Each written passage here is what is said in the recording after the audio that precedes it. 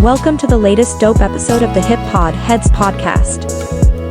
A podcast where no Sage and no Vac discuss their hip-hop inspired moments. Pull up a chair, grab a beverage, fill up your cup and get comfortable. I'm Hayes, host creator of Chicago Bulls and Chicago Bears Central YouTube pages and podcasts. And listen, I love what Known Sage does. Y'all make sure y'all go and check out his hip hop podcast as well, which is HipPodHedz. You guys make sure you guys check him out on that. Yeah, no, got a schedule. Yeah, no worries.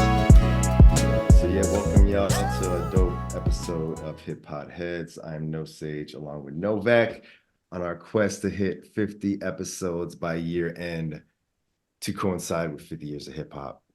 Follow, like, subs on the show, comment, and we got a special guest, my man from Cali, my cuz.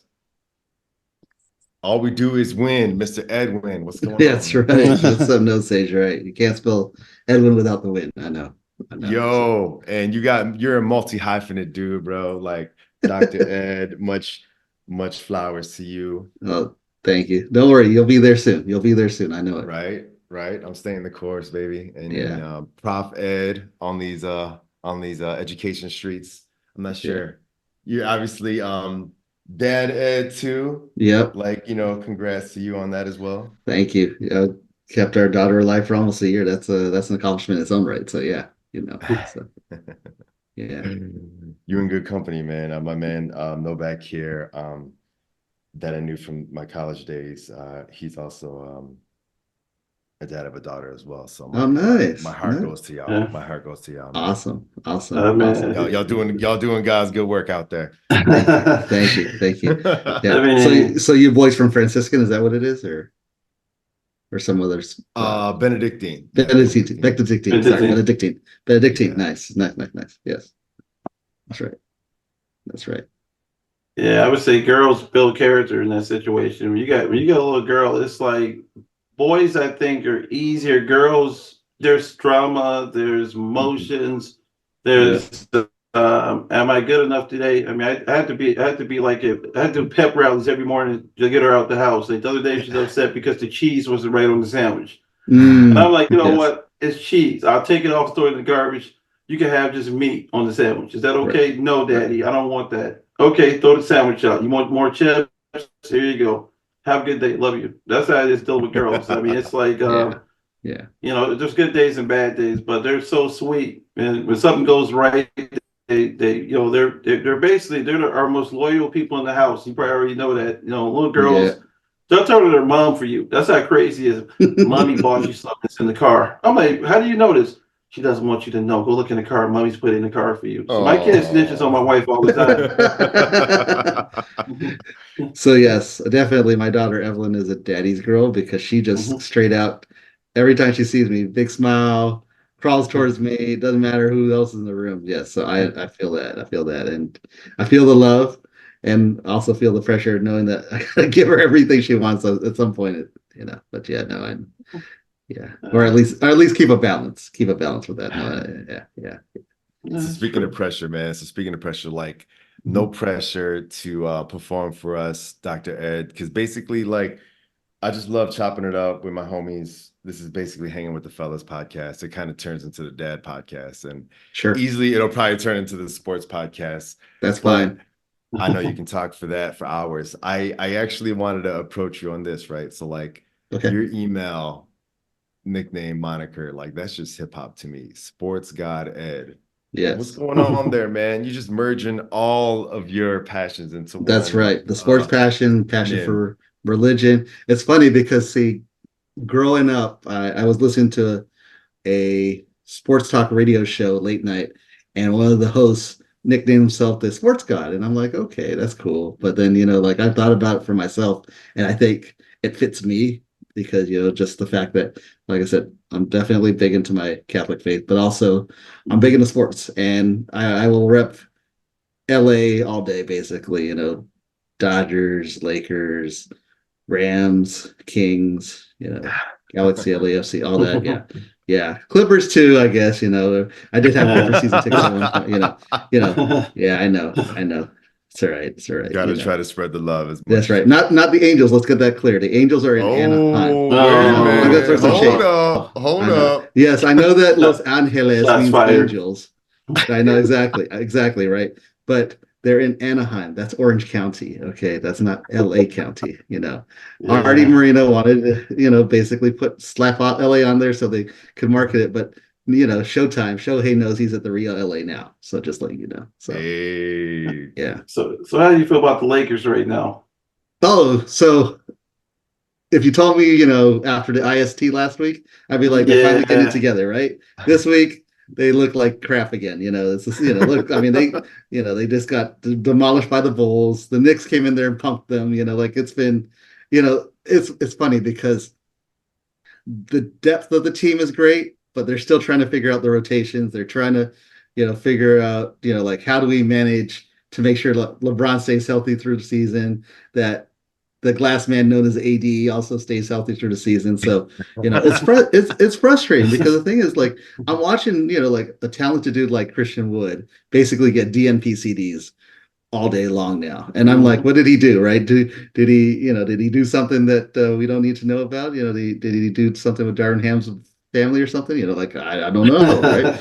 Like, he got out of the rotation all of a sudden. Right. And he was putting up near double doubles coming off the bench before. Like I said, I think it's just they got to figure out who they are, what they're about. I mean, they know that they are defensively. It's offensively, I think, where they got to kind of settle in and figure out, like I said, the rotations, the lineups, and all of that stuff. And, I mean, this team could still look different come February anyway, because, you got a bunch of guys on 1-year deals with player options. So, who knows if D'Lo's going to be around still? Who knows if, some of these other guys, Jackson Hayes, Cam Reddish, I mean, they've all been, doing their thing here and there. But again, we don't know what that team's going to look like come February, because look, last February was the same thing, right? We had Russell Westbrook and not a lot of hope. And next thing you knew, we rebuilt the team on the fly and, made it to Western Conference Finals. So yeah.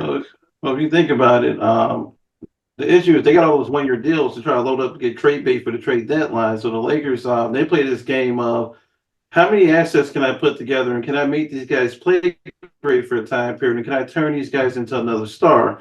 So you look at it, AD and Bron, they're not Kobe and Shaq. I'm a big Lakers fan during the Kobe era, and the Magic Johnson era. I go back to Showtime. Yeah, LeBron jersey over there, Ed. Yeah, no. Yeah. You got the big 8. Yeah, that's right. And of course, Magic back there. Yeah, no, those definitely. I'm with you, Novak. So yeah, it's a different generation. Like, you watch Magic, you were just excited to watch Magic. You watch Kobe, you felt every night you could win that game because if it got down to 30 seconds or less, we knew the ball was going there. Oh, yeah. He ain't gonna kick it out on the wing. No. The other one is I drive.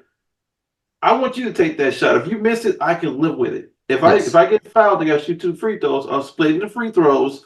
We're going to be down by 1 point, and it's a chance that we're going to lose the game. It happened the other night. He got fouled with a chance to win that game, and I was like, "Where's the killer instinct in this guy?" I mean, even I like LeBron as a player. I like what he's done for the game, but also him and Stephen Curry have changed basketball to the point the way we play it and the way we think it and the way we see it.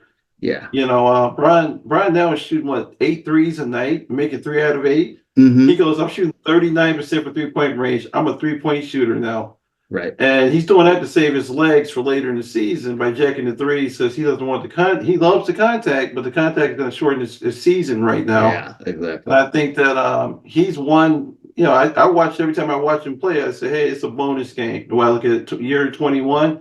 Yes. When Kobe went down. Yeah, we were all devastated, man. We were just like, I can't believe he just blew out his Achilles. I mean, I was a grown man sitting in front of the TV. Wife's like, those tears in your eye? I'm like, no, they're not tears. I'm like, I'm just hurting right now.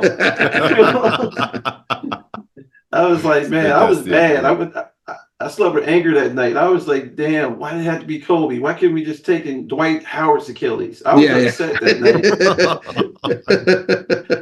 Or Smush Parker or somebody like that. Yeah. I remember Smush. But yeah, you think about the Lakers right now. If they're in what, eighth place? They're in 10th place right now, I think, out in the West. Yeah. They're in play-in level, and I think they put their all into that AAU tournament game. Yeah, And pretty much. they just won. Yeah. So they might have shot their load.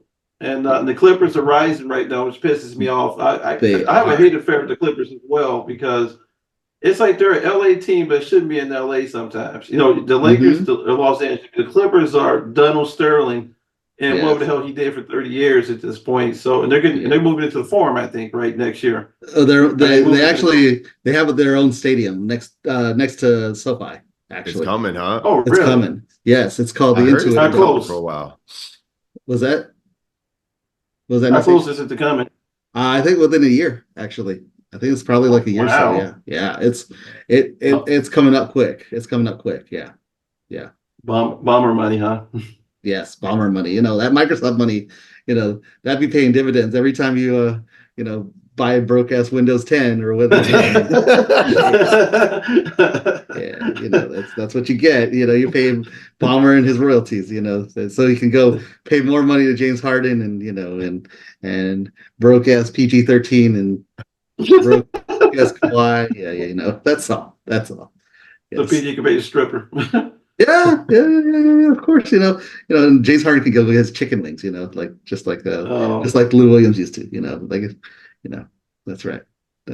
So do they have one banner? The Clippers have one banner inside the crypto. I don't think so, right? No, of course not. They would die to have that IST banner that the Lakers just hung up. the one that looks like it's from medieval times, you know. Dude, they raised that thing. I was laughing so hard. You saw LeBron was really Hollywood on there. He had a fake tear in his eye. Like, I did that. Exactly. And I'm looking like, make it stop. Exactly. Look, Commissioner didn't show up. Genie didn't show up. You know that means it's not legit. All right. They just made this up to make some kids some more money. All right. Like I said, the first thing I thought as soon as they won that game, I'm like, just put it into the Clippers locker room and said, hey, you can have this. You know, you might want this one to hang up. So, so that'd be the ultimate disrespect. Yes. Yeah. For sure.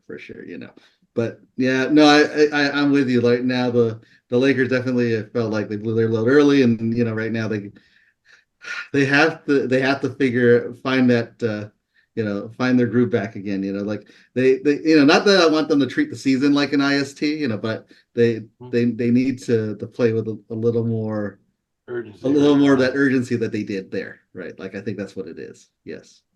But do you think they got enough gas in the tank to do that? Because they fought to get into the play-in tournament last year, right? So you're talking dog years right now. LeBron's like about 50 years of dog years right now. Yeah, because everybody looks at it, right? Like you said, Novak, yes, it's 21 NBA years, but that's not counting the playoffs. That's not counting the Olympics. That's not counting all those other postseason tournaments he's been in. Yeah. And AD's just hurt all the time. He was hobbling last night. I'm like, how does he get hurt just by walking into the arena? Yeah, exactly. Well, you know what? If you want a fun game every night, basically you can go ahead. If you take a shot for every time he falls down, you'll be drunk by about halftime. That's a good game. Yeah. We should do that as a pod. That's a dangerous game. That's a dangerous We just stop recording in like the second half. Like, what happened to the guys? Oh, they're all wasted right now. What happened? AD fell 13 times in the first minute. Yes, exactly. I have to watch that dude fall one more time, and yeah, I know.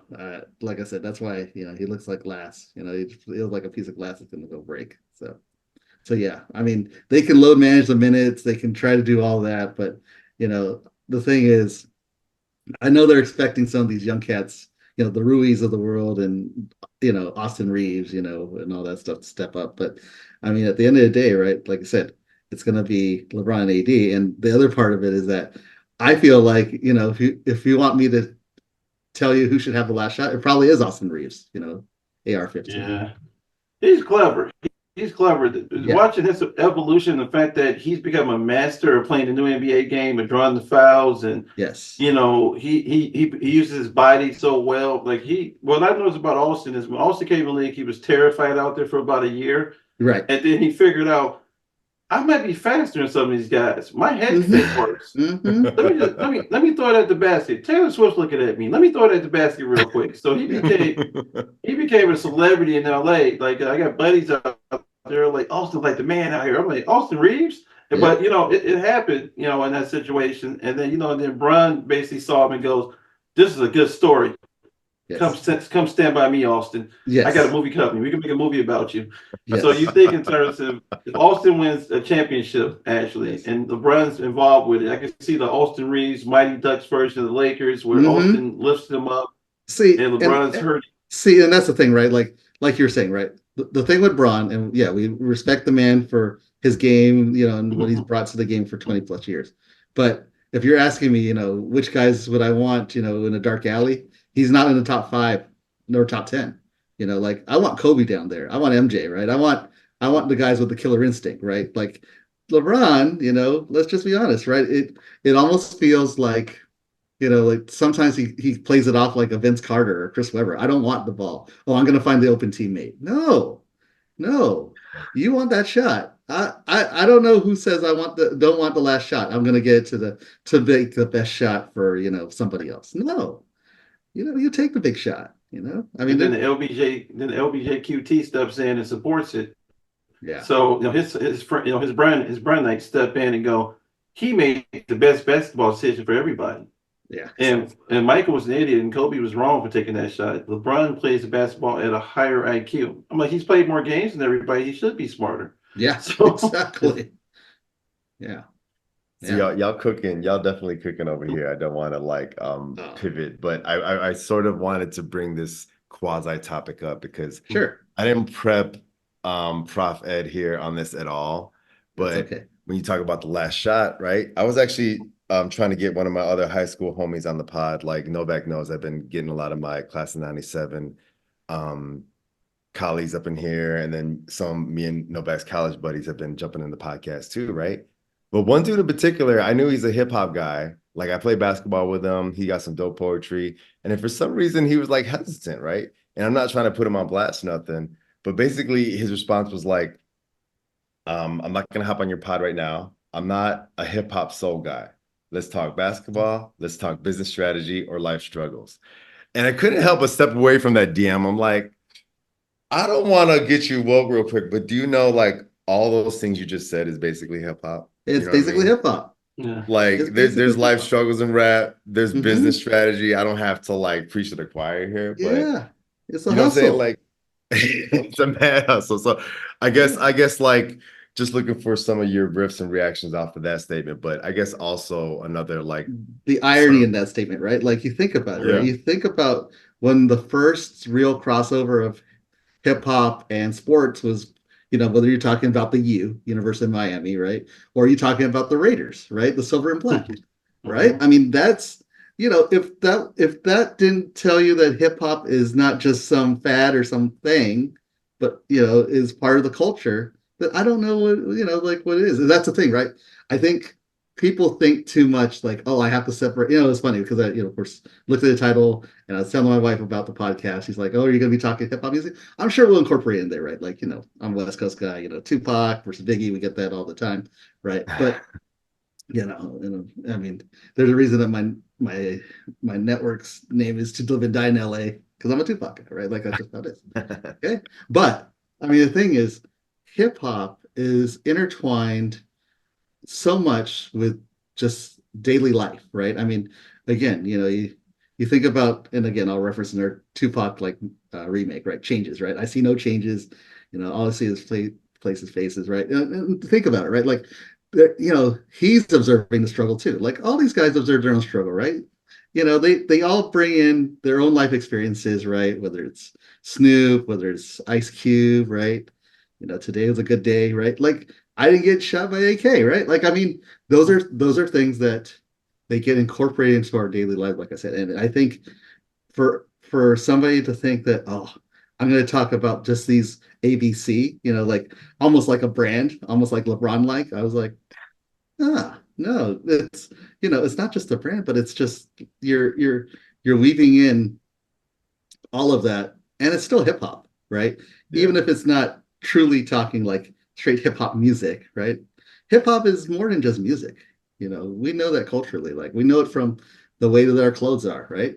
I mean, we know it from the way that we walk, the way that we talk, right? So yeah. I mean, it's like I said, I think personally, that statement, I actually would take offense to that. Like so And the first part of that line too kind of like had me pondering a bit because like I'm not a hip hop soul guy. It's like I know admittedly like probably the soul part of rap kind of probably hits me to my core, but like it'd be foolish to just think it's just a soul thing, right? Because like obviously hip hop is so many different genres at this point. It's rock, it's EDM, it's just whatever. Like you said, it's just an attitude.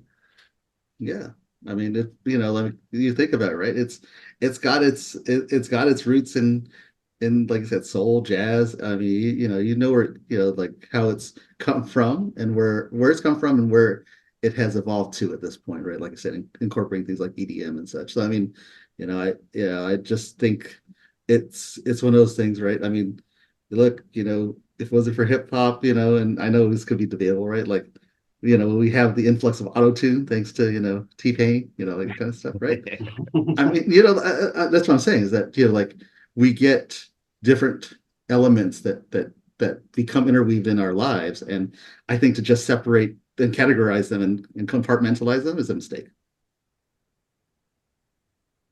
Well, you think about from Roger Troutman to T-Pain, you talk about Zap, the synthesizers and everything. So it evolved from the Cali sound to the Florida auto tune, and then everybody started doing auto tune. I mean, exactly right. It's funny. When I watched the little T-Pain documentary, an auto tune documentary, and he got so much heat for it. And the funny thing is that dude can actually sing. Like if you hear him on acapella, he can actually sing. But it's just, does he want to be just one out of like a million? Or did he want to distinguish himself in a different way? And it was controversial at that point, but at the same time, look, it's funny. I'll even weave this way, right? Like one of the things in the higher education that we're dealing with now is like suddenly people are so worried about AI because AI is going to suddenly, are the students going to learn anything, right? Are they going to, basically, are they just going to have the computer do their homework?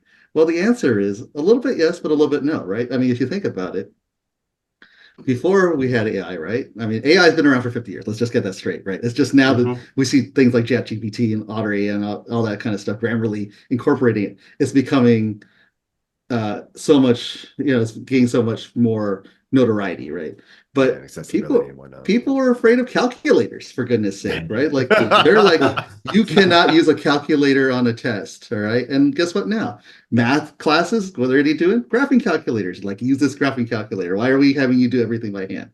We have these tools that are available to us, this technology, right? All of these developments. Why not? Hey, not to derail your thought, like I was super jelly of the cats that had the Tetris on their graphing calculator. I didn't have the resources or the coding to pop that in there. No, man, how'd you get in there, bro? Did you code it or you pay somebody, man? No, I coded it. And I had Mario Brothers.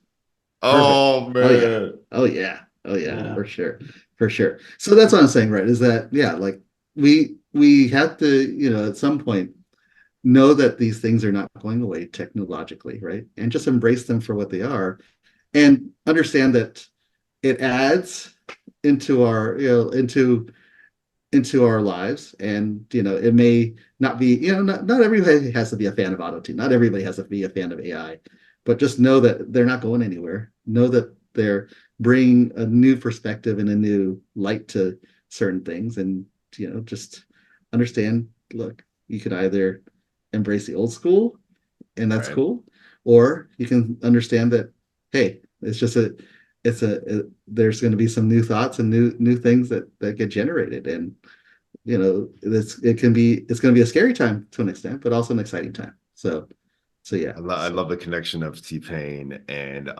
AI, because like T-Pain has come up a bunch on our shows. And I mean, like a sort of like random thought here is like Picasso, right? Before he had his style, everyone didn't realize that he actually can draw and Duke could paint, you know what I mean? So it kind of like there's plenty of like examples like that to differentiate yourself. But like the AI thing is crazy because it's like, cats now are just producing beats that sort of sound like live instruments, and it's kind of hard to tell the difference now. And like, is it good for the culture? Is it not? You know what I mean? It's just like, well, you just sort of have to like roll with that technology at that point. Right. For sure. Yeah, I mean, you think about AI, you think about, how things go. I'm in IT, so it's crazy to see the evolution of, we're getting kids out of college right now that can't configure a firewall, configure a switch, if you think about it. Yeah. Because everything's got a nice GUI now. They're clicking buttons and go, it's set up, I'm done with it. Yeah. So like, when you go speak at a college or something like that, and you explain the skill sets we're looking for a successful employee or a career in IT, they look at you and go, we don't do that. We use ChatGPT. Or we ask it, what can you do to help me fix this problem? I mean, it's almost like I call this, it's intelligent plagiarism to a certain point, because that's a great phrase, Novak, because as a computer science professor, that's basically what it is, right? It's basically intelligent plagiarism, right? But so what I end up doing is helping them understand when I'm teaching an introductory class, because I teach basically freshmen and sophomores at community college level. Look, I'm going to teach you the foundation. You've got to know how this works underneath the hood, but then understand, okay, this tool that we have, let's say, ChatGPT, can do stuff for you, but it doesn't always understand the context. So it may not get it exactly right. So you got to understand how to even troubleshoot what it did right and what it did wrong. And then you've got to be able to make heads and tails out of that, right? Like I said, I mean, it's crazy to think like people can't configure their own firewall anymore if you're in that IT world, because I mean, that's that guy, I knew how to configure a switch or firewall because I had to, right? I had to manually put in all the IPs and the gateways and all that kind of stuff. And so, yeah, I think to an extent where we get almost deprogrammed, it's kind of like our smartphones, right? We get to be slave to it to an extent, right? Because the thing is, it can do so much stuff for us, but I think at the end of the day, you still got to think for yourself, right? You still got to maybe memorize a couple things here or there, or know some basics, right? Know some stuff. So yeah, you're right about that. It's like you're right. You hit it on the head. The biggest issue is you give somebody something and tell them to go fix it. But even in music today, you think about it. I give you this raw concept. I want you to go improvise and figure it out. I get a phone call 30 minutes later. What do I do? So I think the difference is, our generation is more, they threw us to the wolves and we had to figure it out. We throw these kids to the wolves as an anxiety attack or panic attack. Yeah. Or I got to drive out there and hold somebody's hand and say, hey, it's the same struggle in hip hop right now, where you see the evolution is running, but the artists are maturing fast enough to the point where they're smart enough to understand, the business side of the game. Like you look back at Ice-T during that era, or you look at any of the West Coast artists like the Alcoholics and stuff. They were more mature artists than you put against a Blueface, who was out there in LA, or you put against even the Game to a certain level. I love the Game, but I feel like he should be so much better as an artist than where he is right now. Yeah, and it's missing. Yeah, no, it is, and it's a shame because, like I said, you see somebody as talented as the Game, right? And he could be so much more than he is, and and you think about how do you think somebody like a Jay-Z evolved, right? Or how do you think somebody like even Kanye, right? Ye went from the we talk about in those age like the first 3 albums, right? I mean, College Dropout, Late Registration, right? And then basically you get to eventually what 808s and Heartbreaks down the line and stuff like that, and so you can see where he's kind of moving himself, right? And so not everybody's gonna like it, but at least he's always tweaking and retooling and all that kind of stuff, right? So I think, coming back to what you're saying, Novak, about, I think what I worry about the current and future generations is that the resiliency part. I think I worry about whether they can, whether they can handle the actual struggle, right? Like hashtag the struggle is real. Like that you're not going to get everything the first time or second time. At least that's how I know we grew up. And if they don't get it, they're like, oh, we failed. Let's do something else. let's just jump on some other bandwagon, and that's it, right? It's a wrap. And you're like, no, you got to dig through and think through this. Like, what can you do, to like, if we want you to innovate this, then you have to give it some time, right? Like, you can't just expect I'm going to pop something out in 30 minutes, even if it's AI that's going to help you pop it out in 30 minutes. No, you gotta go down there and put in some work. So I love it. I love the parallels and the overlaps y'all are like drawing here. Cause like, just to plug something out, like the game, I really love the game. I think the game's dope. But yeah, he kind of like gets into his feelings sometimes, and he kind of like is a little extra, right? Which it kind of diverts his brand, but whatever. He's just gonna keep spitting bars no matter what. But like, to sort of like unfairly compare it, like I'm kind of wondering, like, what if the game would have been at the level where he could have actually bought the road? Which, it's dope that Snoop actually got to actually get the keys to Death Row, which is like a hip hop fantasy tale in my eyes. Like, I would have never seen that coming because, Suge is still telling tales. Apparently, he has a podcast. He's telling stuff from being locked up over the phone or whatever. Yeah.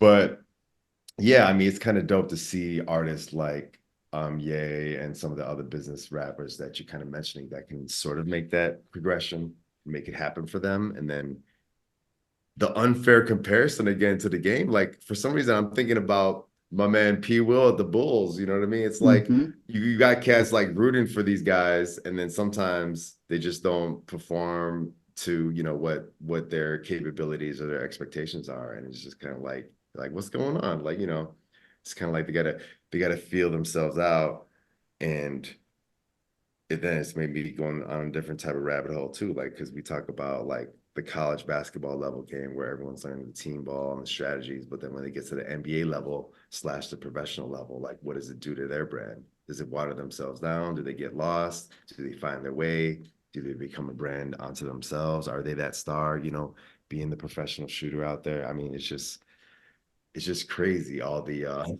the multiverse connections with rap and just sports and just business in general. Yeah, for sure.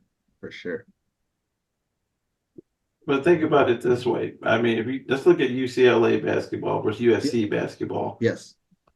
So UCLA, right? You think about the products that go to UCLA. They come out more NBA ready. Look at HipPodHedz right now. Jamie is lighting it up in Miami. He did 4 years in college, and everybody complains he cooked too long. They said he was in the oven too long. So they say he was too old to be an impact player in the NBA. This is 22 years old. It's not old. No. But NBA age, they want an 18, 19-year-old that has no point of reference and throw him out there like P. Will. P. Will did 6 months in college. Jamie did 4 years and graduated. Yeah. So you put a guy with 4 months of college, 5 months of college in NBA, and he said, I want you to be a superstar. And he comes up short, and we call him a buzz. That's right. Jamie's down there killing it in Miami, and people talking about he's overachieving. So I'm like, make it make sense to me right now. And it's the same thing in music in that situation, like a Sexy Red or somebody, or these new artists that I call it new shock value female artists that say anything to get a listen. There's a certain maturity to the game in that situation where, like, I respect Jamie's game because I watched this game. It's like watching the hybrid of Aaron Aflalo with the tenacity of Alonzo Ball when he was healthy. Yes. And it's awesome to see it, man, because you see it and you're just like, oh my God, this dude was, how did we sleep on him? Because we didn't evaluate him the same way we were evaluating, Bronny James. We're watching Bronny James and saying he's got to be great. And if he's not great, we're going to trash him, and then people are going to call us haters. So that's how this normally works. Right now they're setting up the he can't fail card because we want him to succeed card. We want Jamie to be marginal, even though Jamie may end up being an all-star at some point in the NBA. I can see it happen because he wants it bad enough. Yes. Yeah. And the thing is, he actually, in the college experience, got good coaching. He has good work ethic as it is, and he's more athletic than people give him credit for, right? Because they look at him, Mexican guy, right? Like, like that's, what Mexican guys are in the NBA, right? You can count them on one hand, kind of, right? Like, so, I mean, to that end, right? Like, I think, what happens is you get college players that because they play, a year and then suddenly they get thrust into a new place. Look, for every mellow, right? For every mellow that's going to succeed eventually, right? And remember, Melo didn't win an NBA championship. Didn't lead. Yeah, he got college, NCAA championship. Yes, he got gold medals and stuff. But I mean, we get defined by like the highest of the highest, right? And that's the NBA, right? And so, for every one of those, right? And like for every Kobe, you get Eddie Curry, right? Yeah, you do, right? Tyrese Thomas.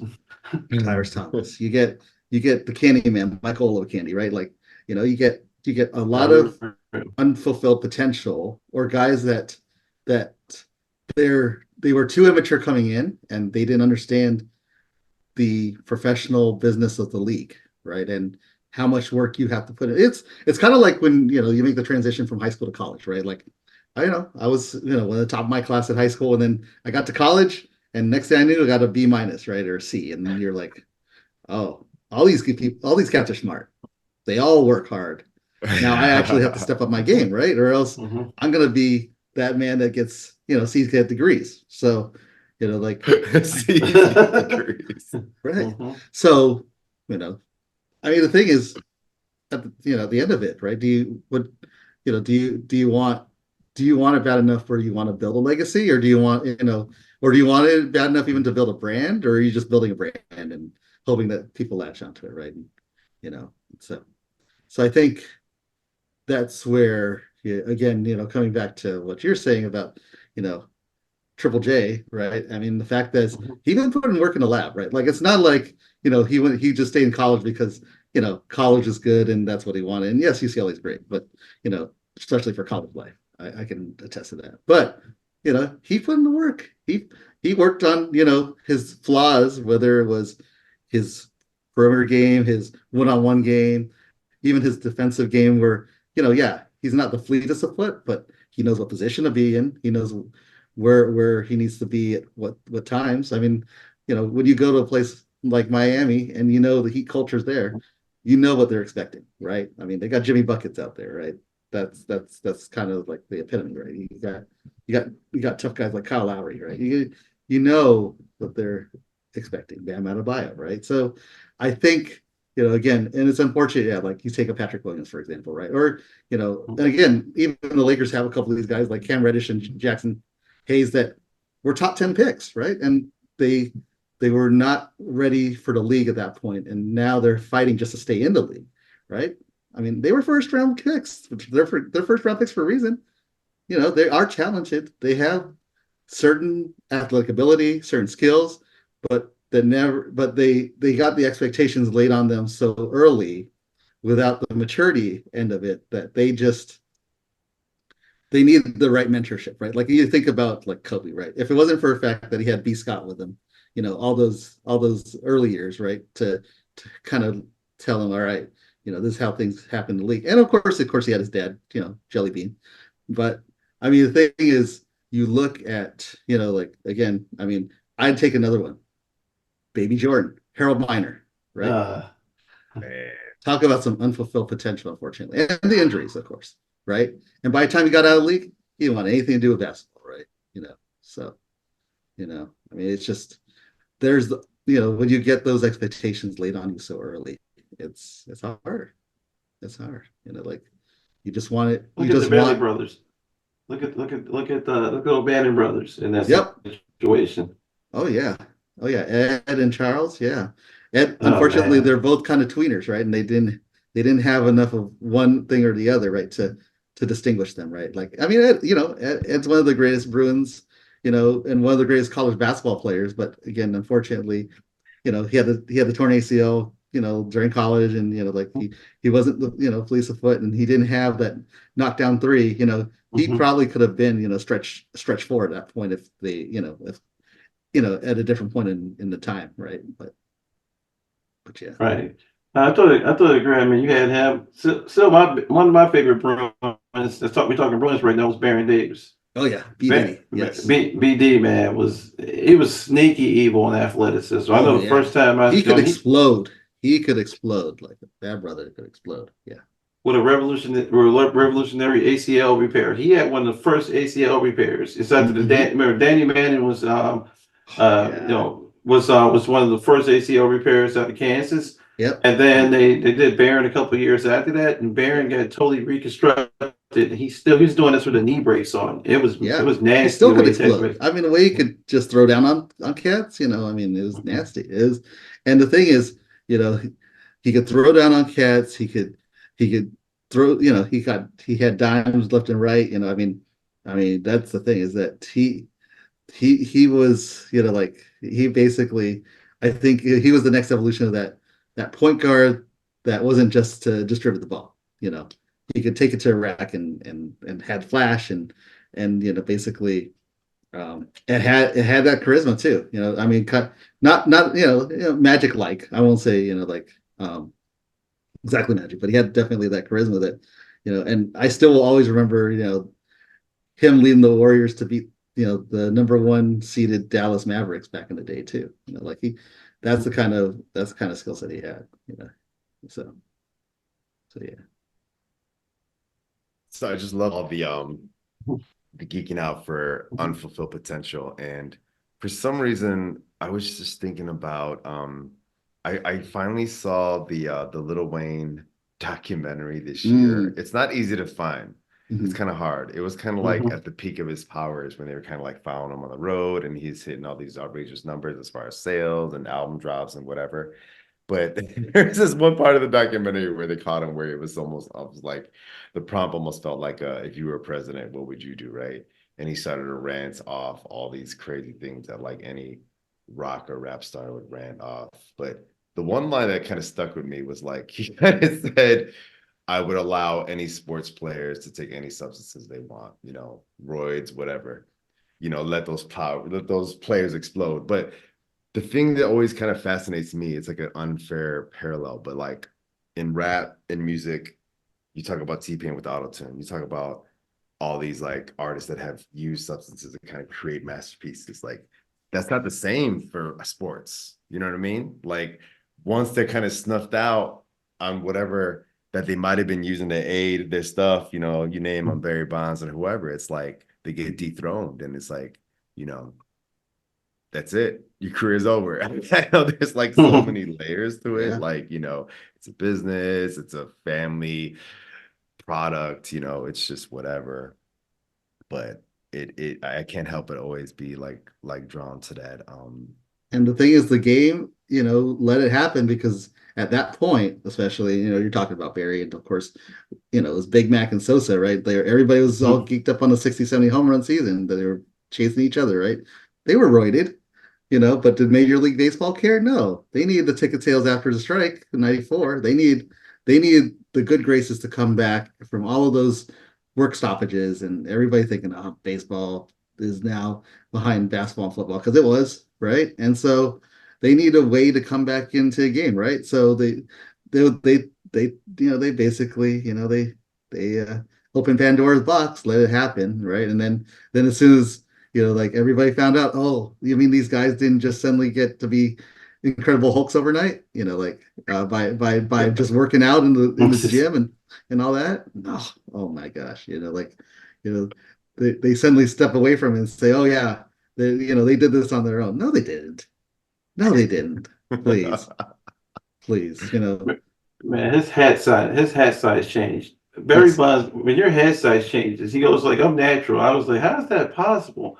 He's like a 7 1/8 or 7 1/4. Barry had like an 8.5, 9-inch head. You know, you think about it. Yeah. So it's you know, when he put that dress on, you know, he's hitting the homers with the dress on, and he showed how big he was. I was like, oh my God, he's huge. I mean, still, I won't take this away from him. Still one of the best hitters I ever seen because you still got the ball. You could be big, you could be ginormous, you could be whatever you want to be. Look at Mike Trout. Mike Trout's a big guy, but his bat speed is incredible. You know he plays for the Angels. Yes. And you know and Ohtani just went down the coast. You know? I mean, it's gonna be interesting to say the least. I think you know, you think about the evolution, take a little bit of evolution right now. You got Ohtani, he's a great hitter and a great pitcher. Yes. That's like Babe Ruth, like in Mhm. today's era, and, It and a is. lot of people are upset that he got like $700 million.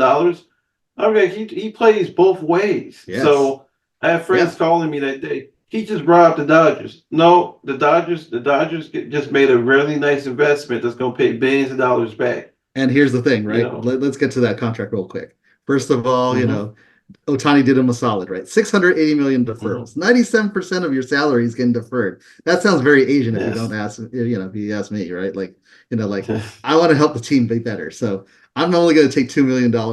And people will say, what? That's because the man's making 40, 50 million in endorsements anyway. He ain't hurting for money. He's fine. He's fine. Let's get that clear, right? So, you know, the Dodgers are going to make hand over fist in marketing, right? Like, you know, I have season tickets to the Dodgers, and I re-upped and actually got a couple more seats. And I know this season in particular because people are going to want to watch Otani, you know, play every day. You know, I'm hoping that that pays off. You know, like when people want to come take my tickets, right? And I'll go make a little extra, you know, off the side. You know, it's the hustle, right? Come back to the hustle.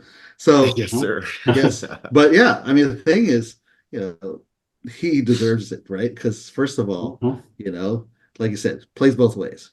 You know, not since Babe Ruth have we seen that at that level, right? You're talking about somebody who's an international superstar, right?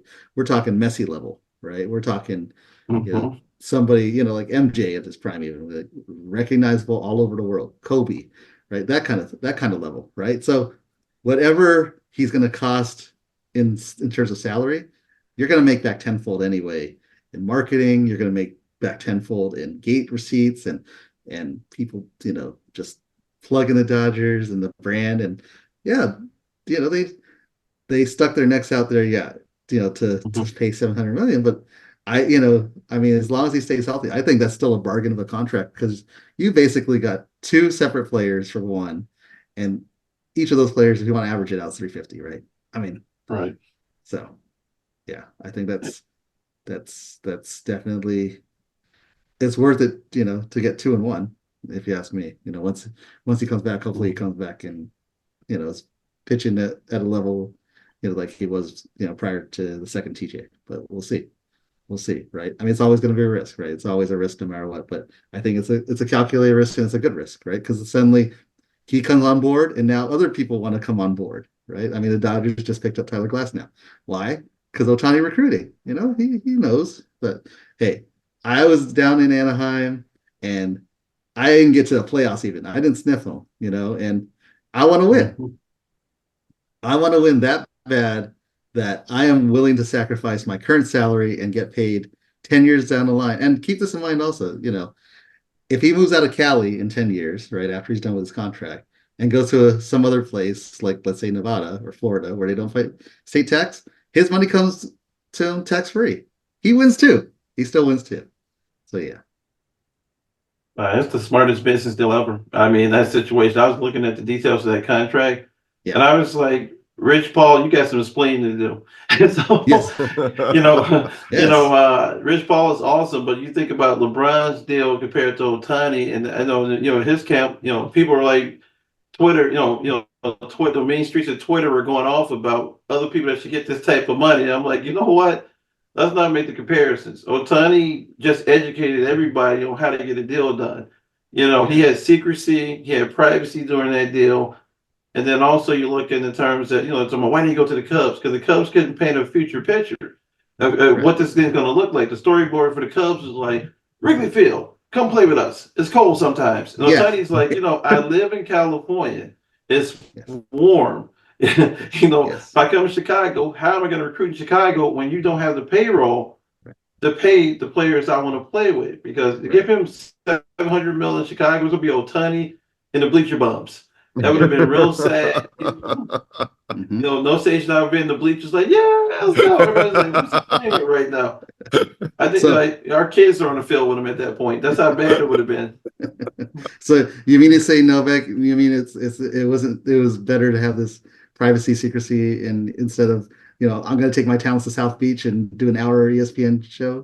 I just want to make sure. No, I know it's completely sarcastic. No, it is. I know I took a jab there. I know you picked up on it instantly, but who I was talking to at this point. But yeah, I think it was. But you know what? It's that's also a 20-year-old kid compared Mhm. to a guy who is a cultural phenom where they understood the marketing element in this one.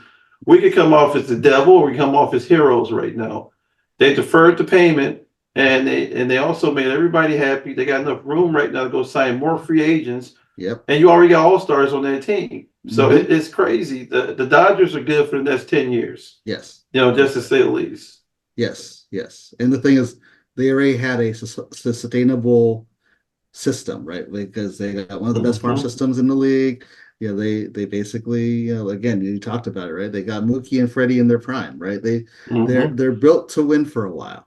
They're built to win for a while. And so because of that, right? I mean, look, you compare it to like the Angels that they only tried last year. They literally tried last year, right? They had to do it for 6 years and they literally tried last year finally. And they, like I said, the Cubs. Oh, come Wrigley. That's great. Like or the Giants, right? And of course, NorCal. That's always a interesting thing to talk about. But I mean, like even one of their own players improperly put it out, right? Is that the perception of being in the Bay Area is different from SoCal, right? Like it just is, and or other places, right? So again, I think Otani just his game changing move educates educated the masses on how do you like how do you get your money and yet again look like somebody who's selfless, right, and who's also looking at the greater good. And I think they put it all together, and at the same time, because of the deferrals and how it's going to be basically essentially 10 years, 460 million, the owners are like, oh, that looks like market value. It doesn't look bad. Nobody's no, not too many people are complaining, put it that way. So for somebody to get paid that much, and yet still, like I said, be painted not like a devil because because of what they did. Mhm. I mean, great job by everybody all around. Put it that way. So Yeah, I mean, there was no agent wanting to fight the management, or you come in on bad terms. Because a lot of people, like even like they're about the Zach LaVine situation that's brewing. oh yeah. There was bad blood to get that deal out the Bulls. So the Mhm. problem now is you're asking for favor right now to get sent to a warm destination. Yeah. And my response would be, I'm sending you to Toronto, or I'm gonna send you to the Brooklyn Nets or somewhere. I'm gonna send you to New York and jack your property Detroit. taxes up and everything else and ruin Oh, your financially for the next go 2 send him to years. Detroit Pistons right now. He might Oh be able to God, help that'd be them. cool. Yeah. He might be able to help them Detroit's break the barely 20 game losing franchise. streak, right? Yeah, they are. They are. It's not gonna happen, man. It's not. I think they lose 30 straight games. I looked at the schedule the other night. Oh yeah. There is no hope until next year. Well, So no, unless the Lakers play him again, and after like and they LeBron can. have 60 that night. He have 60. AD have 40 and 20, and then everybody be on podcast and they talking about LeBron is the best player in the Oh world. yeah. Oh So god. that's Yeah. how that Oh my works. god. Yeah. Yeah. That's true. That's true. That's true. They'll keep putting. This is year 21. Yeah, I know. I know. That's what it is. But what is every tidbit of information is about? He's 38. This is year 21. He just changed his shoes. I'm like, we know he's 38. We know exactly when he turns 39. Now they educated us the other night during the Bulls game. His birthday's this month. He'll be 39. Like, Stacey King did it a few times last night. I didn't get a chance to go to the game, and I'm like, Stacey, why did you know his birthday? Did you send him a gift? He spoke Yeah. to me, but Stacey said he spoke to me. I started laughing. I had to turn my TV off. I know. Oh my gosh. Stacey King Stacey King is pushing his hustle on Oh, yeah. the give me the hot or sauce. when he was playing Stay Fat King. Oh my god. You know what? He's carved a niche for himself in the No, NBA. he is. But again, another player that I feel like talk about unfulfilled potential, big hot shot player coming out of Oklahoma and just The King Oklahoma. That's what I call him. Yes. The King King Oklahoma. I mean, Yep. he's the greatest Sooner player of all time. Yes. Yeah, man. You see it, like his stats just jump off the charts, man. Yes. Mhm. But he also, when you get to the Bulls and Michael Jordan's there, and that's humbling. I think Michael's star power was so big that it made people that were like the best. Because the NBA, you gotta understand, is that the worst player in the NBA is the best player from Waterloo, Iowa. So it's the best player from Naperville, Illinois, or from Pasadena. So you get to the NBA, you find out you're in the room with all the best people, and you find out there's a guy better than you from a hometown smaller than you. It's nuts, but that's the NBA. I mean, anybody give you 40 on a good night. Yeah. They just can't play defense. That's right. Everybody scores. Yeah. Yeah. Exactly. Exactly. And of course, we know this way, NBA is an international game, right? I mean, starting, like back in the day, like when they were trying to pull Arvydas Sabonis or, of course, Drazen Petrovic, bless his soul, like before we got, of course, now the, Dirks and the Lukas and all, and the Greek Freak and all that, right? We know that the evolution of, again, the game. I mean, that's why the U.S. had to go to we can't just put up the dream team out there, dream team 2 and dream team 3, and then it all blew up, right? And that's why they had to go with the dream team, right? Because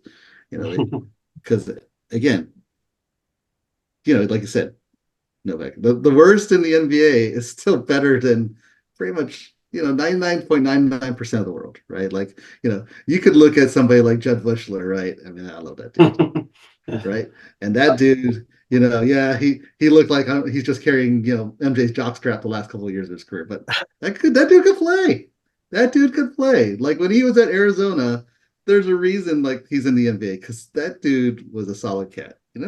Steve Kerr, again, talk about clutch shooting. Going back to take the last shot, you wanted that guy taking the last shot, him or John Paxson.